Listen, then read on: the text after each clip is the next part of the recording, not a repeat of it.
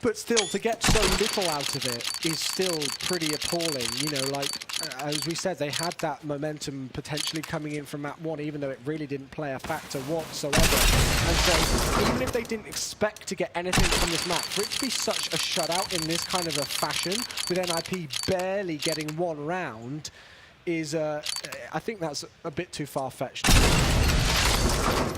3 defensive players over towards B exist. I love this position just behind the tree. You'd be amazed, even at this top professional level, how many teams often forget to check that tree area. Get around. Playing Skyfall, but he's heard the Glocks rattle off of olofmeister and Pronax as he sprays and prays with these dual elites. A gun in each hand, he's looking to capitalise, and there is the headshot. Fnatic and SK Gaming, man. Let's see whether NIP can at least win this pistol. And actually, I believe those dualies have been buffed recently as well. They have, So, you know, Get Right, who He's over always the used to use them. Yeah, exactly. Like, thank you, Valve and Lord Gaben, for improving them for me. That being said, just look at the push here. Again, so confident from olofmeister especially, and Crims, who both get 2 kills there. They move through drop down with ease. And what potentially looked like a great round for NIP to pick up has all fallen apart in a matter of seconds. Forest, well, we know what damage he can do with the pistol, so game's still on. Olof's going for the Zeus, so it really has descended into chaos. Oh dear. You know, as the Chuckle Brothers would say, oh dear. Oh dear. No, you'd say oh dear, oh dear. You never watched Chuckle I did, but I don't remember that. I know you're a big fan, meeting him just the other month, but maybe not me. I love Paul and Barry Chuckle. Love me a bit of Chuckle. You know it's descended into chaos and we have to resort to that with a 15-1 scoreline on our map. But anyway, moving on back into the game. Fnatic on the verge of evening up this situation here. Forest looks like he's just going to hide in the smoke.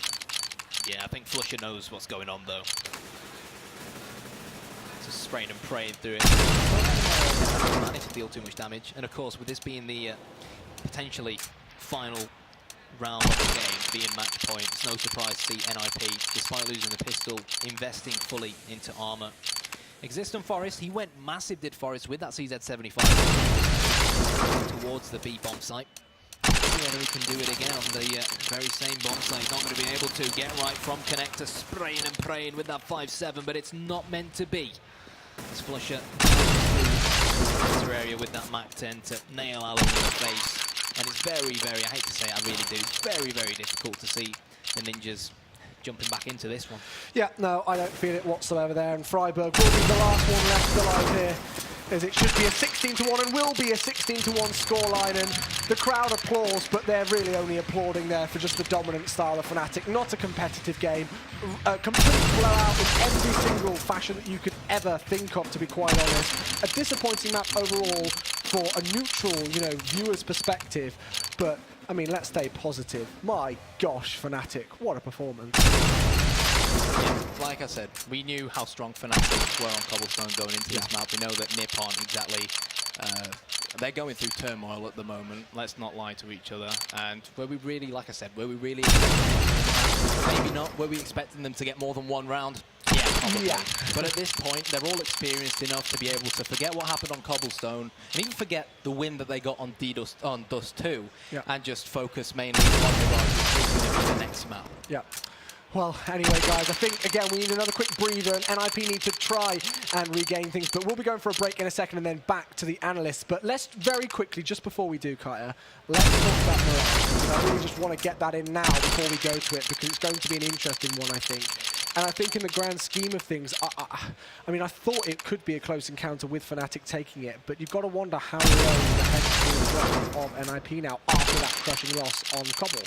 Well, I think, like we said earlier on, Cobblestone is one of those very set-piece orientated maps. The exact same thing applies for Mirage.